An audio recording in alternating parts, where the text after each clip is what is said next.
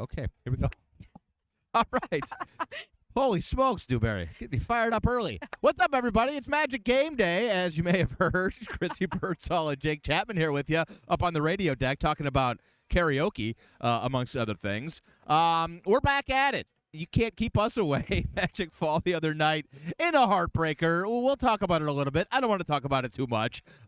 It was a brutal loss. We snatched defeat from the jaws of victory against the Los Angeles Lakers on Saturday night. Everything went wrong down the stretch. The last 2-minute report yesterday did not make me feel any better.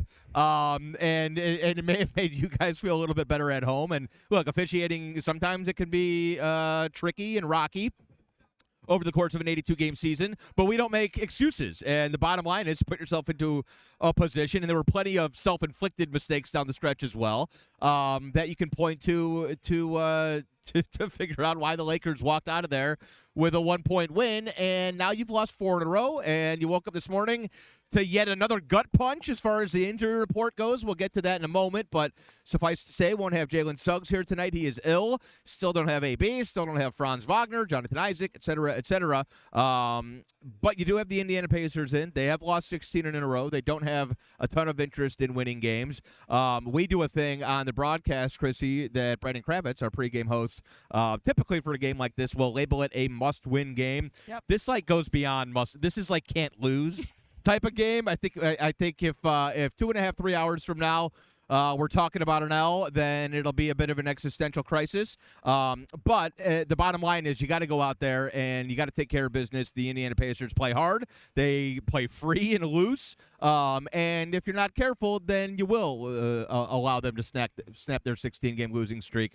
Hopefully you were recentered and refocused after everything that occurred on Saturday night. And typically after losses like that, you can't wait for that next game. Hopefully we see that kind of an approach here tonight. Yeah, I want to go back actually to what you're saying, Brandon Kravitz labeling tonight being a must-win. I'm sure we're going to hear that at 6:30 on the Magic Audio Network.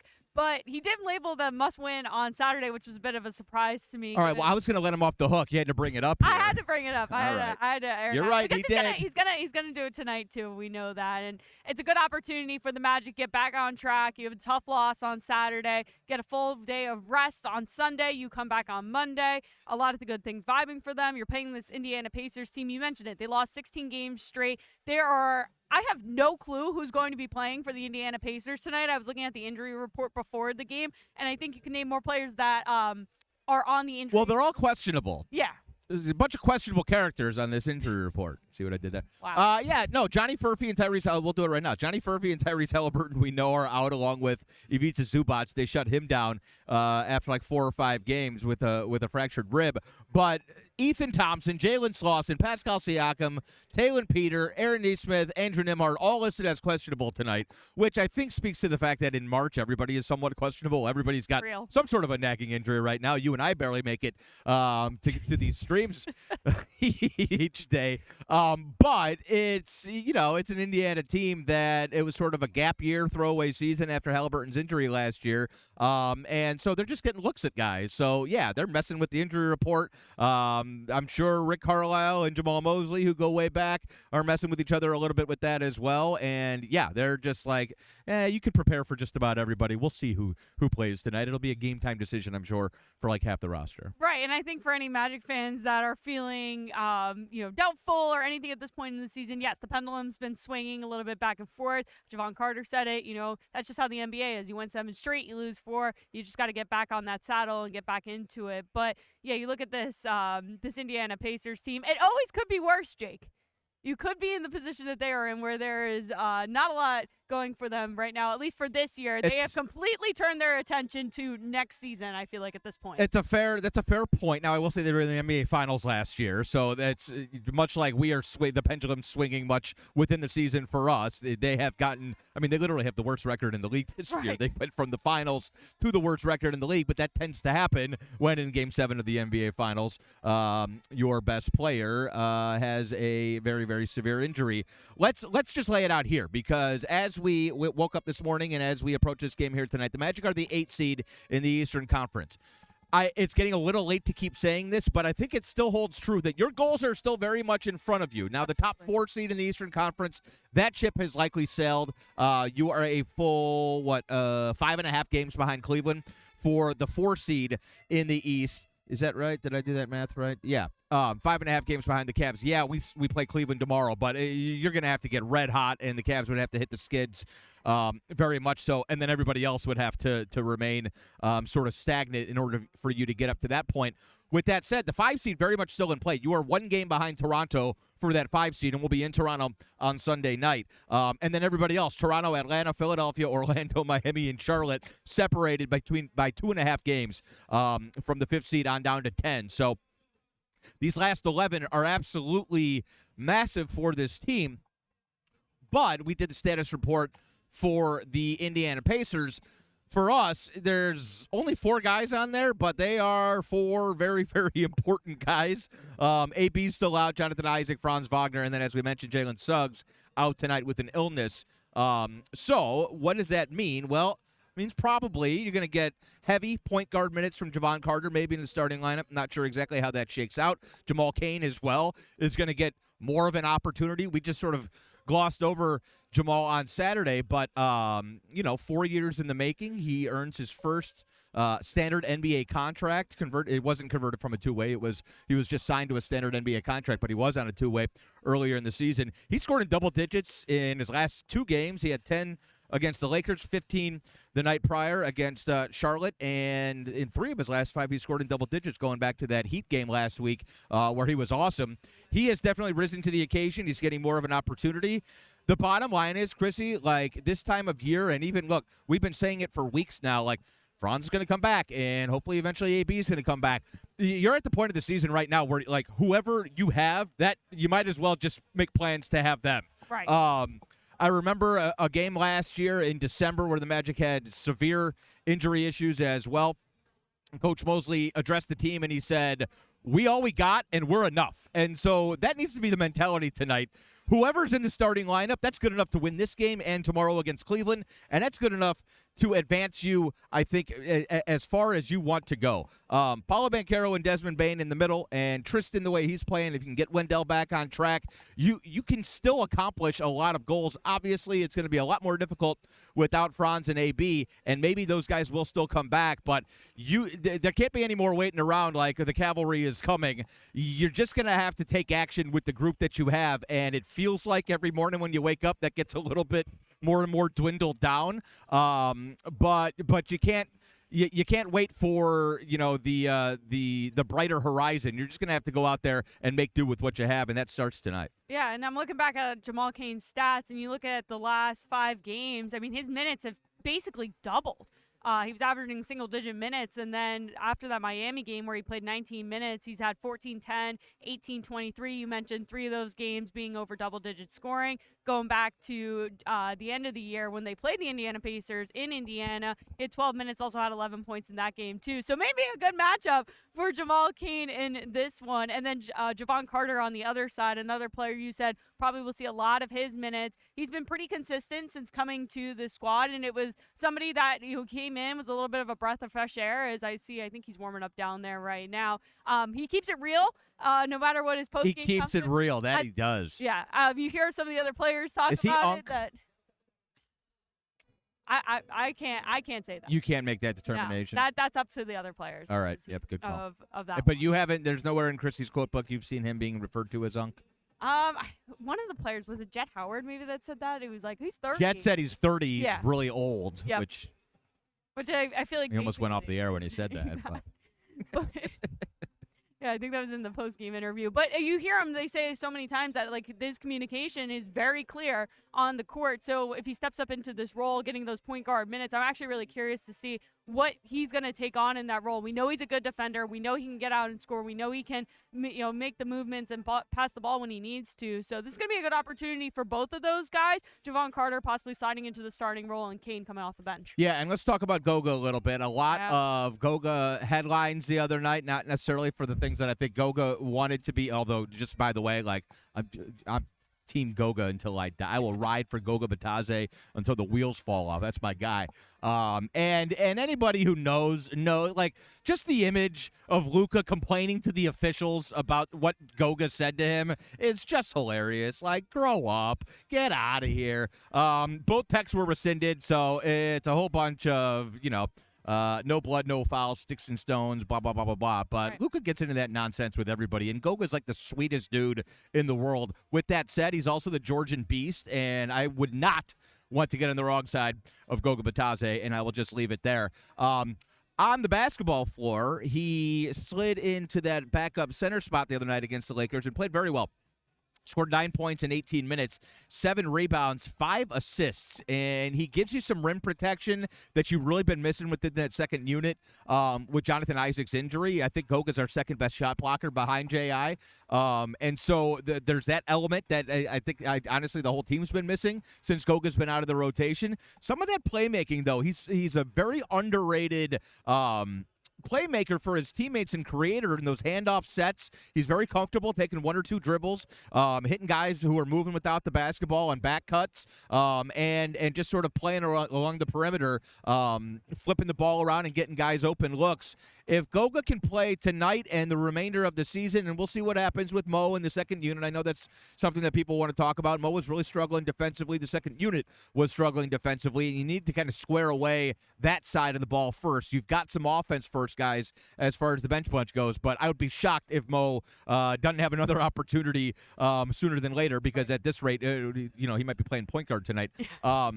With that said, I think Goga brought you something, and if he can show up offensively and help you out a little bit with his playmaking, his creating, running those handoff sets, then that's exactly what this team is looking for. Played well the other night. He's got a good opportunity here the rest of the way. Yeah, I'm looking at the YouTube comments right now. Prying AA, Will Dawson, saying they love your new profile picture. I did see you posted that after the game. Now, I didn't know what they were saying because they were speaking Serbian to each other, so it's a lot of, this person that said that person said this. So we'll never really get the full, unless somebody could translate and read lips and translate at the same time to let us know exactly what happened in that situation. But I do want to go to this comment from Prying AA. He says, Goga loves to fry the Packers. I'm very ready for tonight. Hope we get some time to shine. And it was the first game against the Pacers in Indiana that he played really well at the 19 minutes, 14 points, almost had a double-double with 9 rebounds. I remember he spoke to you after the game, and he said that he just felt very confident, felt good to be back in the rotation. I think he said, I just keep on dominating them every time I play. Yep.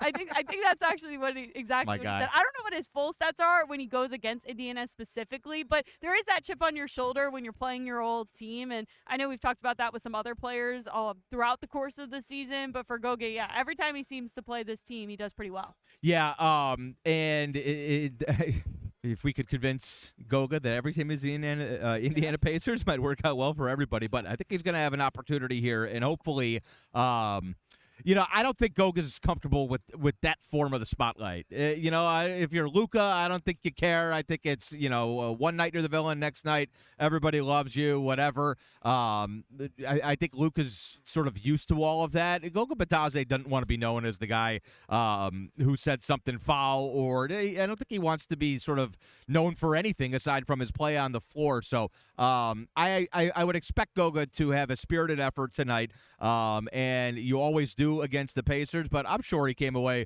woke up on Sunday morning and was like, it must have been a fever dream for him, seeing his mentions and all of that stuff. This is Goga Batadze we're talking about. He's not exactly, Patrick Beverly. I don't think he's going to have a podcast when he gets done playing, doing all that stuff. Clout chasing, is that what they call it? Yeah. That's what Patrick Beverly does. And I don't think Goga Batadze is necessarily down for that. I know they talked one time about Kendra and Goga doing a podcast together. I'm not mistaken. That was like a long time ago. That's true. I would listen to that podcast to be sure, but point is, I think Goga would rather just sort of hoop and avoid all of the stuff that was floating all over the place on Saturday night. It's just my impression of Goga Batadze, the person. And we love Goga. Yeah. I just want to leave it at that. Yeah, I'm looking at TikToks. Rich was asking if Wendell Carter Jr. is playing tonight. Yes, he is. He's been back since that rib contusion. And I want to touch on him a little bit because even though he was minus in the box score against LA, it feels like he's been playing pretty well through this last stretch of the season. I know back in February he was on a bit of an offensive slump. He was talking about it with the media, saying he has to get back into that rotation, got to just get back to playing, getting used to just how he's been doing. And I think the biggest thing too is we've talked about this a little bit earlier in the year, is that he's playing more than he has played at any other point in his career. He started in 66 games this year, which is the most starts that he had. He has 66 games played, which is, I think, his second highest total. He had 68 last year, so he was pretty well on the way to break that for him. And it's really interesting to see that since All-Star break, I feel like his numbers have been improving just a little bit more, Jake. Yeah, he's first and foremost, you said it, like the availability is one of the most important things with Wendell. The rebounding, it comes and goes, but oftentimes because Wendell does all of the dirty work along the front line, his rebounding numbers might not tell the whole story. I hold Wendell somewhat responsible for when we as a team get out rebounded. Right. But when he stalemates a guy like Zubats, even though we won't see him tonight, but I think back to that Clippers game, or certain other really good offensive rebounding teams where it's like, okay, Wendell, go deal with Moussa Diabate tonight, or whoever, Bam Adebayo, and then everybody else needs to pick up the team rebounding. I think that's, I think sometimes it's easy not to give Wendell the credit he deserves in that regard, but he is so important, and obviously now, without Jalen tonight, and until you get Franz and AB back, Wendell's got opportunities offensively here as well, and that's a big key. I think with his willingness to step in, knock down perimeter jumpers, to do some things like I mentioned with Goga, some playmaking within those handoff sets within the half court. I think Wendell's got a good opportunity to kind of assert himself on that end. We know what he does setting screens, we know what he does rebounding, all the dirty work type of stuff, but he could, you could look up and see a 20, 25-point night tonight or this week or coming down the stretch here from Wendell Carter Jr. He just needs to be willing, even if he misses 3 or 4 in a row, to pull, because for him, just having the threat of spacing the floor and knocking down jumpers, either usually from straight away or in the corner, that loosens things up for Paolo and for Desmond Bane as well. Right. Sometimes it's just as important just to be willing to shoot as much as the results are, and hopefully Wendell locked in on that end moving forward. Well, and why I bring him up is because we were talking about the injuries to the Indiana Pacers. This is a team that's a little bit thin all across the board, but you have Jay Huff, you have Micah Potter on the back end for those two centers. This is a good matchup for Wendell Carter Jr. if he wants to make that next step forward. I think there's a good opportunity for him to get those rebounds, to get those points in the paint, and then that just opens things up for everybody else. We heard Coach Mosley say it the other day, when the ball moves side to side, when they get into the paint and they kick it out, this team is so much better, and that was in that last matchup against Indiana. The ball movement was really good. They had 34 assists, I believe, which was their third highest total in the season. So that's the thing about this team. There's a good opportunity to get a lot of ball movement to get yourself back on track. Yeah, and the Pacers the other night started Quentin Jackson, Pascal Siakam on the front line. Quentin Jackson's like 6'4". He's, Jarris Walker is a 6'7", undersized forward, and so they don't put a big point of emphasis on crashing glass. They are a go type of team. They're going to try to speed things up on you, and that's sort of what you run into with teams at this time of the year who aren't necessarily emphasizing winning. They kind of want to turn it into a G League type of feel. Let's just go and have fun. I'm okay with that. Positive vibes and pushing the ball up the floor. Rick Carlisle has always had that mentality offensively anyways, and it helps a lot when you have Tyrese Halliburton as the head of that snake. But that's sort of the mentality tonight. So hopefully you're able to, in my opinion, I think a big key tonight, and something that this game can serve as a springboard with, I think, is defending, turning them over. Good. Coach, going against this Indiana team tonight, what are some of the keys for your group to come away with a W and snap? Yeah, first of all is respecting them and who they are. I think this is one of those games that their record says one thing, but their coach is a different Hall of Fame coach for a reason, and the way that they play says something different. They play hard for 48. They play together for 48, and they're a team that can beat you. So you've got to make sure you contain the basketball, get back in transition, rebound the basketball, and get to the three-point line and find those shooters that they have.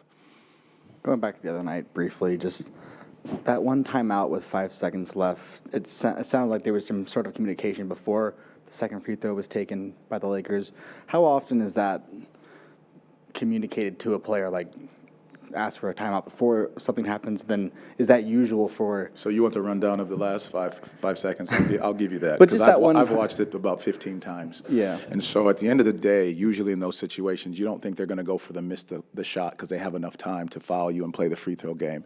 We put a big in the game to make sure we get the rebound. So now he goes for the miss, and you don't expect it. So everyone was a little surprised. So in those situations, you go to the referee prior to. As soon as you get the rebound, I'm calling a timeout. So Mark calls the timeout because we had told him before ahead of time we're getting the timeout.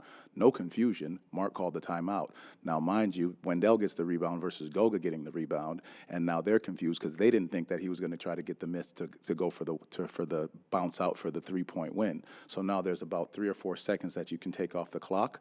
So if knowing that now, looking back hindsight, and I see how confused they were and everyone was, I just told Wendell, just hold the basketball.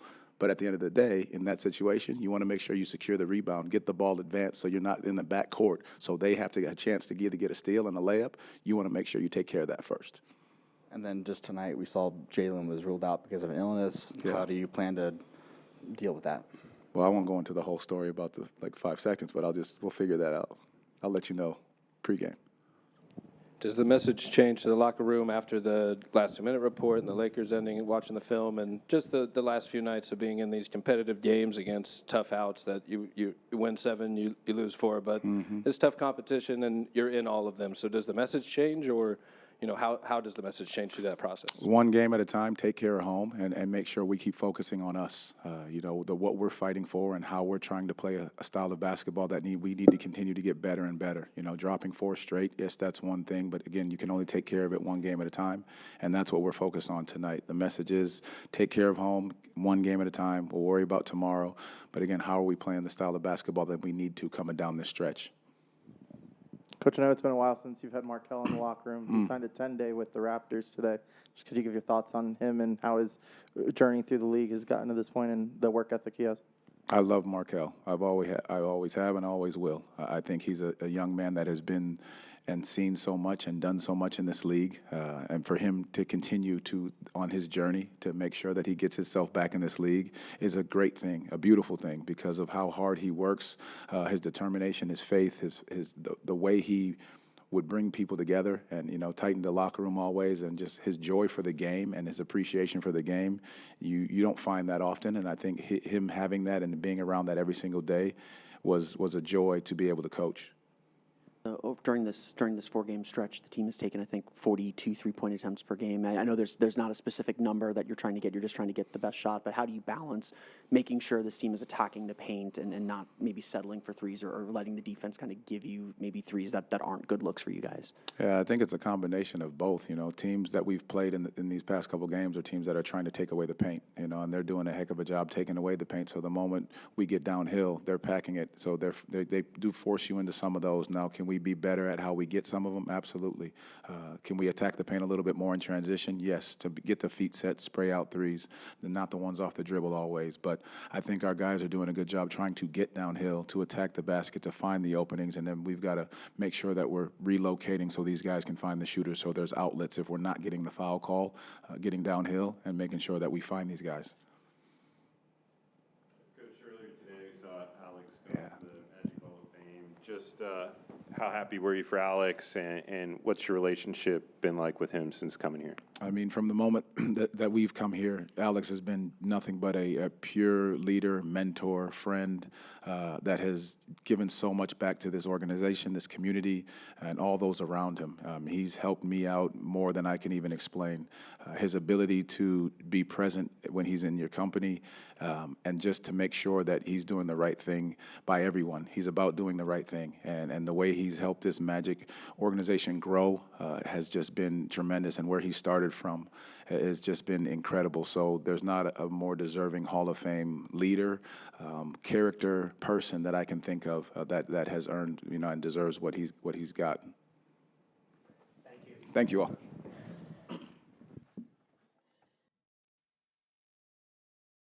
Okay, all right. There he is. Magic head coach Jamal Mosley, Jake Chapman, Chrissy Birdsall here with you. It's Magic Game Day. We're up on the radio deck. We'll call it Perch. Getting set for the Indiana Pacers. First of a home road back-to-back will be in beautiful Cleveland, Ohio tomorrow night. I will be anyways. 8 o'clock tip tomorrow, by the way, 7:30 pregame. That one will be on our flagship station, 96.9 The Game, as will tonight. And as always, you can stream us on the Orlando Magic app, the iHeartRadio app, or if you're outside of the listening area in Cleveland, for instance, you can check us out on Sirius XM or on NBA League Pass audio. Coach Mosley, we didn't talk about Alex. Alex's induction into the Orlando Magic Hall of Fame was this afternoon. I was present. It was a very, very nice ceremony. We heard from Magic Chairman Dan DeVos. We heard from Charlie Freeman, our head of operations as well. We heard from David Steele. He was the MC of the event. And Alex, the 14th member of the Orlando Magic Hall of Fame to be inducted in. He was our CEO for 14 years. He's been a member of the organization for, I think, going on 30 years now. Left, came back, which is one of the things that he and I have in common. And he always used to say, when I was here in my first stint, he always used to say, grass ain't always greener. And I had to learn that lesson the hard way, Chrissy. But Alex Martins has done such an amazing job of building this culture and this workplace. And when I came back, I realized exactly what he was talking about, because I remember in 2019 seeing all the familiar faces. I'd been gone for 5 years, and I was like, all of these people didn't want to leave. What made me think that I needed to? And it was the best decision I ever made, or at least one of them, coming back to this organization. So it was really cool, and it'll be a bit more of a celebration here tonight for Alex. We'll have him on at halftime on the radio broadcast. I'm excited to chat with him and recap what was a very special day here in Central Florida and here in Magic Land. Alex Martins being an induction into the Hall of Fame. Yeah, huge congrats to him, and we're excited to have him for the halftime show on the Magic Audio Network, which will be on 96.9 The Game. Jake, you'll be talking to him, so get some good questions, and yeah, can't wait to hear from him. Indiana Pacers in tonight, 15-56 on the year. They have dropped 16 consecutive games, but as Coach Mosley always says, respect is of the utmost importance with a team like this. You can't just roll the ball out there and expect to come away with a win 2 hours and change later. You're going to have to go out there and earn it. And Rick Carlisle doesn't cheat the game. And granted, this team they're getting looks at guys, and they're playing kind of a loose, carefree style. But sometimes those are the most dangerous groups, because you got guys, and you will likely in the second half, maybe more specifically, who are playing for their NBA lives here tonight. Jalen Slauson, for instance, is a guy who's come in and made a very big impact for this Indiana team. It was 2 games ago, I believe, the 18th, that Portland game, had 17 points that night and 7 rebounds in 37 minutes. We've seen Jay Huff make the best of his opportunity, both with Memphis and now here in Indiana. Ben Shepherd is a guy who's getting an opportunity right now to kind of show what he can do. Jarris Walker was a lottery pick who was, drafted as a defensive specialist, but this is a perfect opportunity for him to work on his offensive game and show where his development is going. And again, the availability, we're not even positive how many of these guys will be on the floor here tonight. They're all listed as questionable, basically. But there's still the shell of a championship team when you talk about guys like Nesmith and Nimard, and, of course, Pascal Siakam, who is an absolute load. So whoever is on the floor, TJ McConnell, who whenever he plays, he's going to give you the business, and he's probably going to steal an inbounds pass at some point. The bones of a championship team are still there, and nobody likes losing 16 games in a row. Whoever is on the floor tonight will be playing to win the game. You can be sure of that. Yeah, I do want to give a shout out to Ethan Thompson, who may be playing today. We'll see with that G League 2A status. I know they're all kind of doubtful for tonight's game, but if he isn't up playing, some Orlando Magic, Osceola Magic fans would know who that is, because he did play for the Osceola Magic last season. So little bit of a connection there as well. What is this going on here before we go? There's a comment here. I'm going to have to get to the bottom of this. Yeah, we'll let you do your thing. But, yeah, going back to what Coach Mosley said, obviously the respect of the opponent. We heard that a few times, at least at the beginning of the winning streak, of Coach Mosley saying to respect the opponent. I remember it was I think it was Goga Batazzi who said it after the game, that it was written on the board, I believe, before the Washington game, that you have to respect the opponent no matter who it is. And he said that they got to find the shooters. They have to rebound. This is a team that's going to play hard and fast for 48 minutes. So they have to come out prepared. Yes, you're on the first night of a back-to-back. It's the end of the season. You're trying to snap your 4-game losing streak, but you cannot overlook anybody, including this Indiana team. Luis Rosario said Somebody's got a gift for you. I have just seen that right now. Chrissy, so. come down to the court by Kendra. I have a gift for you and Kendra that my wife made. Okay. All right. Well, had that on there, and if you Is it edible? If it is, I'm gonna take it. then I'm not sure if you should take it. Although Lewis, I think we can trust Lewis. He's our A1 from day one. So cool.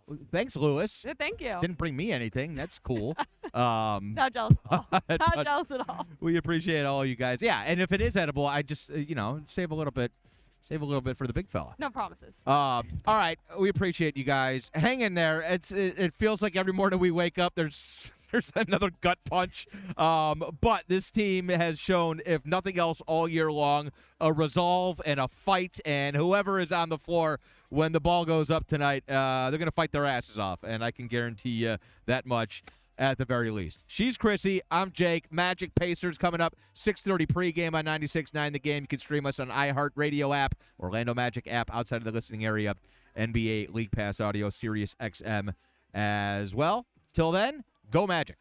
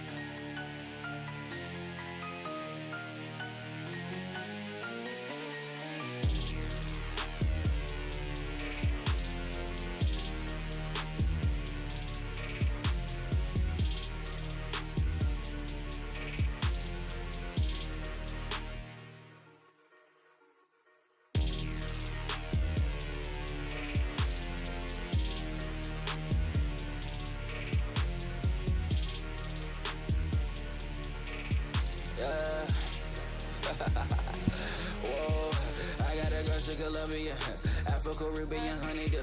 Whipping out Abels, no condiments. From Barranquilla, no argument. She going hard like a gallo. Don't care what they say, hella fight, no. I'm chilling with babe with my eyes closed. Got the champagne with my blindfolds. How much a flight in Miami? Shopping and tripping with Moochie the family. Dry top when I dry down. Like the hella savage like I'm Randy. I'm on 1,000. Living my life like I don't get no hoots about plan B's. My life something like a Tahoe. Yours something like a Camry. Yeah.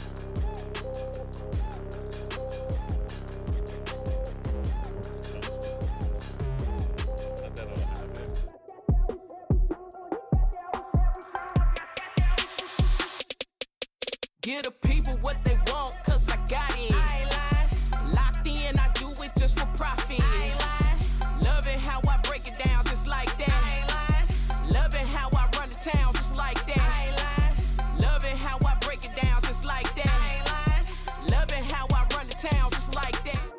What's up, guys? Welcome to Courtside Countdown, presented by Hard Rock Bet. I'm your host, Kendra Douglas, alongside Savage Says. And we're going to get you ready for tonight's game, the Magic taking on the Indiana Pacers. The first night of a back-to-back for them. And you guys can catch this game on FanDuel Sports Network. You're home for the Orlando Magic with Dante Marcatelli and the crew coming live for you with a pregame show of Magic Live, the pregame show at 6:30. So, a lot to discuss. Yep. We got a lot to talk about. For starters, make sure you guys continue to keep the chat coming, continue to keep the chat going. What do you want to talk about Indiana? We will recap the Lakers. We will get through that. But moving forward, how do you guys want to see this team attack Indiana tonight? What do you want to see from some certain players? What do you want to see from Wendell, from Paolo? So let us know so we can get to your comments. But let's go ahead and talk about that Lakers game. It was a tough one ultimately for them. And ultimately, you know, it was one that you wanted the Magic to get. Here's what I thought was interesting. I got to shout out Josh Cohen for that one. So this was what?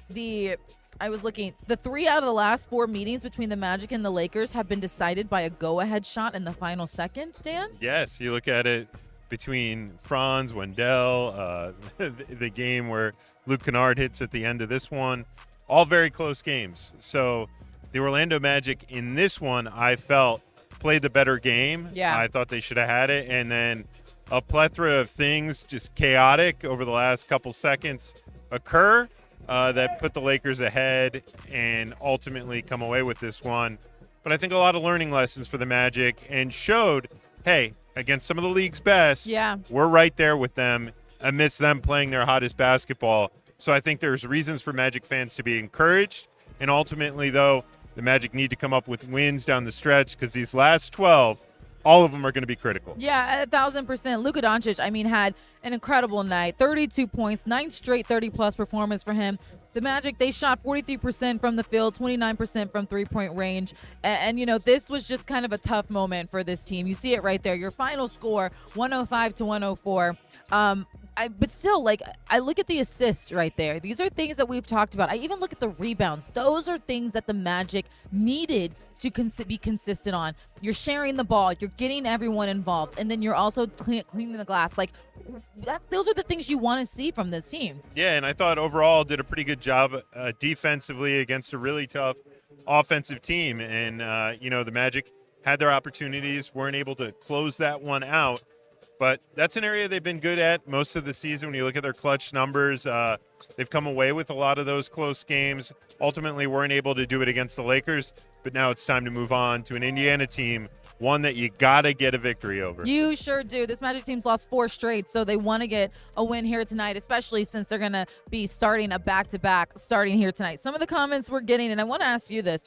Okay, Kendra, what do you think the Magic should do to break this losing streak? I want to ask you that question. What do you think the Magic need to do to break this losing streak? It's funny because you look back at some of these games, and they were so close to not having a losing streak, whether it be. Oh, sorry. My bad, guys. I thought I couldn't hear you. My bad. My ears. No. All You're good. You're good. It's one of those things where there were a couple of games over the course of this losing streak that could have easily gone in the other direction. The Lakers won. So what I think you just have to do is come with the right mindset. Look, the Magic have been playing some red-hot teams. Yeah. Whether you look at the OKC Thunder on the second night of a back-to-back, Atlanta, which has been red-hot on a huge winning streak, the Charlotte Hornets, which have been playing some of their best basketball, the Lakers, which are on a 9-game winning streak. So it's not like they've been playing down competition, coming up short. And now it's time for you to win the games you should win against a sub-500 team that's lost 16 straight. Now, their record, not indicative of who they are when they have personnel. That's why we're paying close attention to the injury report. Yeah. Why you may see me look down at my phone because Pascal Siakam, Andrew Nembhard, Aaron Naismith, all those guys that are critical have started to make appearances in their lineups. Pascal Siakam returned the other night from a 6-game absence. They can help sway a game. Their veteran presences that can have a pivotal, play in the outcome of a game. So Magic have to be diligent, prepare for a number of guys who may or may not be playing, and adjust accordingly. They sure will. Like you mentioned, you can't play to their level. They got to play like they did against that Lakers squad. Just get a win in this one. Some more comments. Start a new win streak. Lewis all but predicted it. Oh, man. We need to keep winning so we can get to the top 5th place. Another one says, from Kyle, it says, go Magic. Last 11 games are crucial. 1,000%. Last game, these next couple of games are very crucial for the Magic. Let's take a look at kind of what these guys did, though. Starting out with Wendell Carter Jr. The first time he played against the Lakers, we saw he came up really big towards the end. Another good night for him as well with this game. Finished with 13 points. What do you like about the way Wendell's been kind of consistent? Yeah, I think while we'll look at a number of his offensive things, came up with some offensive rebounds, crashed the glass, got aggressive down the stretch, looking to attack, had a big slam or two in the closing moments. But what I thought he was most valuable is his ability to defend and switch out on players. We saw him with some big defensive possessions on Luka get switched out, whether it's him or LeBron. Wendell, can make his presence felt. And when he's effective from the field, when he's in that double-digit number area, we know he can have a big impact. And he flirted with that in honor of Lewis the other night. He sure did. You see it right there. 13 points, 9 rebounds, 2 assists. So close to another double-double for him. He's a guy that is going to be crucial in this game tonight as well, as the Magic look to break that losing streak to get a win here against the Indiana Pacers, a depleted Indiana Pacers team for now. Yeah. As we see. Looking over my shoulder because Pascal Siakam's working out back there. He looks awfully good, so I would say that trends towards him playing tonight. But Indiana's done some interesting things throughout the course of this season, so we'll see. If I were a Pacers fan, I'd be paying attention to Courtside Countdown presented by Hard Rock Bet because you might get a good first glimpse at what they're planning to do tonight. We've got so many fans here. Lewis said, Kendra, Dan, I have a thank you gift for us. Oh, that's I so appreciate sweet. that. I know. I don't We got know the best where people in this chat. Lewis is at this moment. We'll find you. Lewis, we'll find you. But yes. Oh, he said he's down by the court. Oh, Okay. shout out Lewis. I know. Shout out to you, Lewis. We'll figure right it out. across the way there. Oh, There there he he is. Oh, nice. We'll get it from you after. We'll get it from you after. We'll get it from him after, and then we'll show everybody after. Okay, let's talk about Paolo Banchero, though, real quick. And because he also had a good night for this team as well. But for him, he finished with a team high of 16 points. You see his numbers right there. 4-14 from the field, though. So a lot of it really came from the free throw line, which kind of is what you want to see from Yeah. P5, but you do want to see him be consistent, still aggressive. Look, he tried to get aggressive at the end. That one got to the free throw line a few times down the stretch. Came up with the big block on LeBron, which in my eyes, I thought it went off LeBron at the end there and should have been yep. magic ball, but added challenges at that point. The league reviewed it, said they didn't find conclusive evidence. I'm just going to say, from my baseline vantage point, it looks like it changed direction with LeBron's forearm. That was my opinion of it. Yeah. And boy, would that have been quite the turning point. I know. Some people on the Lakers side would complain that Paolo may have fouled in the process, which I didn't think he did. I thought he got ball first, but let's just say that he did. To me, it looked like LeBron traveled before that. So a lot of what ifs that could have gone in the Magic's favor, but ultimately, you know how the game's decided, comes up with the loss in the loss column, and so they're going to have to rebound tonight. What I will say is I was at the gym this morning, and I kid you not, I had one of the women at the gym came over to me and she said, we all were staring at the LeBron James situation. So it's going to be something that they are going to be talking about for a while. I can feel it. It's going to be one that they're going to want back. But you got to just move on to the next in this one. As we welcome you inside Courtside Countdown presented by Hard Rock Bet. Kendra Douglas Savage says, thank you guys for continuing to join us. Make sure that you stay with us the whole time. Give us your comments of what you want to see the Magic taking on the Indiana Pacers tonight right here at the Kia Center before they leave to go to Cleveland. But let's talk about this Pacers squad, a team that you just mentioned has lost 16 straight. And and taking a look at that matchup right there, I mean, 15-56. It's been a tough year for them. They of course don't have Halliburton, and then of course guys have been kind of in and out of the lineup for them. But still, what I would say about that is when we played them on New Year's Eve, they gave us a run for their money. Yeah, no, there have been some close matchups with this Pacers team this season, and what you have to wonder is who is in the lineup tonight, because it becomes very different if they have guys available like Naismith, Nembhard, Siakam, etc. They're a team that's not far removed from the NBA Finals. Obviously, Halliburton's out for the season. Yeah. Obviously, Miles Turner departed, but they have, also made moves for next season, getting Zubac in a trade for the Clippers at the deadline. So they're a team that, has a great outlook for the future when they consider getting all their guys back. And what they'll do this offseason, be it in the NBA draft, be it in free agency, etc. Yeah. They're a team that could easily go from the bottom of the Eastern Conference this season to towards the top of it next season. So it'll be really interesting to pay attention what the offseason looks like. But I could tell you this, any team that's on a 16-game winning streak is going to be hungry to snap it. Yeah. And that's what we're going to face tonight here against Indiana. Yeah, let's take a look at our Eastern Conference standings, too, right now. See where the Magic land after that game against the Lakers. They're in the play-in situation right now, so that's Don't kind of... like to see that. You don't like to see that, especially with Miami Heat right underneath. As we know, too, you look at the last 10. I mean, the Charlotte Hornets, 7-3 in their last 10. They're starting to climb up, too. So starting here tonight, it is going to be crucial for this Magic team to lock in and get it together and move up in the standings too. Yeah, and when you look at it, most stat heads, because not all the teams have played some of the same amount of games, you really want to pay attention to the loss column. And right now the Magic have the same amount of losses as the Atlanta Hawks in 6. Yeah. Hopefully they could get a win tonight, equalize that a bit and start to climb back up that ladder. But really tight. I mean, you look at a 1-game difference between them and 5th, then, 1.5 games back from Charlotte, sitting back there at 10th. So the Magic really have to lock in, and every game from here on out is going to be absolutely critical. That's why I don't like to see a back-to-back with the Cavs tomorrow. Yeah. On short rest and down an extra body without Jalen Suggs tonight. So you really hope that the Magic can start to get bodies back, get healthy, and really make a strong postseason push to close the season out here. Yeah, taking a look at some of the comments, Birdie said, we just had the most difficult stretch of games out of anyone this season. That's insane. P5 and Goga play well against the Pacers, so let's hope they show up big time. He's right. Goga Batadze used to play for the Pacers. He does show up in this type of situation. P5 had a game-winning shot against Indiana on January 31st. December 31st. Yeah. Sorry. Leading into the new year. Leading into the New Year's.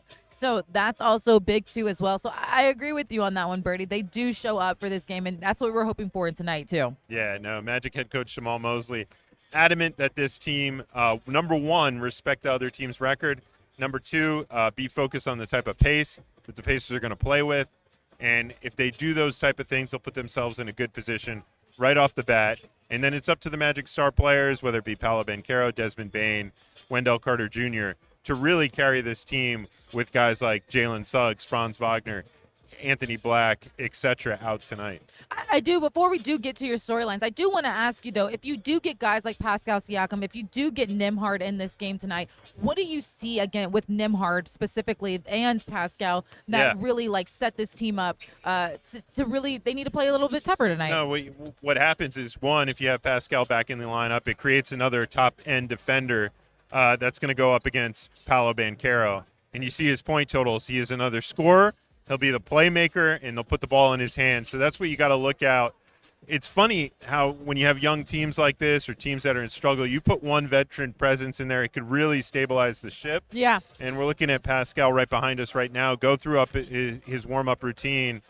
He is an awfully athletic, lengthy player who can have an impact. And Nembhard, obviously, another guy who's been in battles before, knows how to play at a high level. So those are two guys that could shift a game from an Indiana Pacers team and two guys that were part of a final score. What I will say is, as they were not looking, I said I could feel the players behind me getting ready. So I don't know what that means because it feels like they are going to be available, but we'll soon find out I just if they hope will. that the shots are as inaccurate as they've been because a few have bounced off the back of our chairs. So let's keep that going. They have. All right, let's get to your storylines for tonight's game. What do you got for us, Savage? So number one, when we start off, we're going to want to snap one streak and extend another. That means snap the Magic's 4-game losing skid at all costs. Yeah. Make the Pacers' losing streak extend to 17. Let them figure it out against another squad. So you got to come in with the right intensity. You got to not look at their 16 game. You got to think about your own 4-game losing streak and wanting to get back on track. Number two, attack the paint. Regardless of who the Pacers have had in their lineup this season, they've struggled to protect the interior. Yeah. They've allowed the second most paint points in the NBA. That's an area where the Magic thrive, so they got to use their strength against the Pacers' weakness. And lastly, minimize mistake. How do a team like the Pacers hang around and get a win tonight? They capitalize on Magic turnovers. The Magic lose another playmaker in Jalen Suggs, so you assume that's going to be additional responsibility on Javon Carter. We may even see Jace Richardson tonight. So whether you have a guy who's newer to the Magic or a guy like Jace who hasn't played many minutes, the ball's going to be in the hands of some different point guards, and so that it's up to those guys to really take care of the basketball and execute the Magic's offensive game plan without making mistakes. That'll give the Pacers an opportunity. I'm glad you mentioned that. I was going to say, because someone did ask, only update is that Suggs isn't playing. So, yes, Jalen Suggs is out for tonight's game with an illness. So it will mean, guys like Tristan De Silva, who has already been a guy that's in and out of the lineup, will have to start tonight as well. Well, he's been starting. So. Yeah, and no, so then it'll either be, you might see a guy like Javon Carter get elevated to the starting lineup, and then that would open up a spot in that second rotation for maybe Jace Richardson to get some minutes, or Magic head coach Jamal Mosley could opt to shrink the rotation and just stick with an 8-9-man lineup. So it'll be interesting to see what happens in that regard tonight. It sure will be, because this is a team that, always leans on each other for that next man up mentality. So you would want to see that. And I would be excited for a guy like Jace to get some minutes. He, got called down real quick just to go do a G League game, and then he came back in with his team. So I think it'd be really good if we could see a guy like him come out here, Noah Penda. They've been really great when it comes to that unit coming out of here. Yeah, no, it's just a matter of, how much can you lean into depth and youth on the back end of the starting lineup. You already look at a guy like Jet Howard, Noah Penda, all getting significant minutes, and those are guys with not a lot of NBA experience under their belts, haven't played huge parts of rotations, being called upon down the stretch of the season. if you add another guy like Jason to that mix, now you're playing 3 young guys, and that's always tough to be with the unit and not make mistakes when you got a lot of youth out there. But, that's the area that Magic are tasked with when you have 4 heavy rotation players out of the starting lineup. But this Indiana Pacers team with a lengthy injury report certainly isn't going to show them any sympathy. They sure won't. Like I just said, tonight is the first night of a back-to-back for the Magic. It feels like they've had back-to-backs every single week this month. They pretty much have, actually.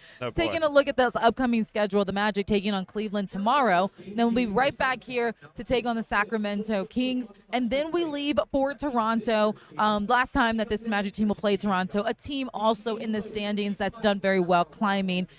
They've lost a couple. They're figuring out that they're lowering their way too, but still tough. And it's been a yo-yo schedule. I call that, and we've had a number of these games where the Magic go away for one, come home for one, go away from one, and just can't seem to get that stability. I know. And we can't get any time at home, selfishly, because the schedule's up and down like that. But it's up to the Magic to grind that out in the second half of the season, come out with wins. And we found out that the Toronto Raptors signed Markelle Fultz to a 10-day contract. So guess who the Magic see in that 10-day span? The Toronto Raptors. So may get to welcome back Markelle Fultz. And I'm sure he'll be a popular guy when teammates go out on the court to say hello to him. You'll see another former Magic player in Toronto, too. He might be hosting with me. So you'll see another Magic Toronto guy. Could be a touch of the torch. Could be a touch of the torch. You have to lock in with FanDuel Sports Network to see if who's going to be out there. So it should be a good one. All right, we're going to wrap things up in a little bit. So your final thoughts for tonight's game. How do you want to see this Magic team attack Indiana? Yeah, I want to see them approach this game with the same energy that they approached their game with the Thunder, that they approached game with the Lakers. And not, what they've done so much against some of the lesser competition. Play and attack this game as if you're playing one of the best opponents in the NBA. Because if you come out with the same effort, energy, and execution as you did against the Lakers, against this team, you're going to come out with a victory. Now, some of the areas that you need to clean up were that late game execution. But if you play the same way as you did against the Lakers, I don't think you'll be in that situation. I think you'll come away with a handed victory. And so hopefully the Magic approach this game as such. I agree. Well, that'll do it for us on Courtside Countdown presented by Hard Rock Bet. Kendra Douglas Savage says, thank you guys so much for joining us. Up next, you can flip over to FanDuel Sports Network to lock in with Dante Marcatelli and the crew on Magic Live, the pregame show to get you ready for tonight's game at 7 p.m. against the Indiana Pacers before the Magic get on the road to take on the Cleveland Cavaliers. That'll do it for us here. We will see you when the Magic return home against the Kings. Thanks for watching it, and we'll see you guys later.